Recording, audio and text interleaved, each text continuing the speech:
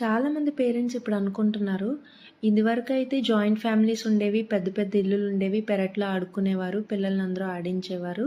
కానీ ఇప్పుడు ఎవరుంటున్నారు, మనం ఒక్కలే కదా ఉంటున్నాం అపార్ట్మెంట్‌లో అనేసి స్క్రీన్ టైమ్ పెంచేస్తున్నారు పేరెంట్సే. కానీ ఇదివరకు లేనన్ని టాయ్స్ ఇప్పుడొచ్చేసినియి. Educational toys, brain development toys ఇలా చాలా మనం ఖర్చు పెట్టి కొంటున్నాము. కానీ ఎన్ని నంబర్ ఆఫ్ టాయ్స్ ఉన్నా, ఎడ్యుకేషనల్ టాయ్స్ ఉన్నా, అవి వాళ్ళకి నేర్చుకోవాలి అంటే ఖచ్చితంగా మనం పక్కనుండి వాళ్ళని ఎంగేజ్ చేస్తూ ఉండాలి. ఇప్పుడు మనకున్న బిజీ లైఫ్‌లో మనకంత టైం ఉండట్లేదు. ఆ టాయ్స్ అన్నీ పక్కనే ఉంటున్నాయి. మనం టీవీ పెడుతున్నాము, లేదంటే మొబైల్ ఇస్తున్నాము. ఒక నెలంతా క్యాలిక్యులేట్ చేసుకుంటే మా పాప యావరేజ్ స్క్రీన్ టైమ్ 2 అవర్స్ ఉంటదేమో. అది కూడా ఫ్లాషీ రైమ్స్ లాంటివైతే ఏం పెట్టము.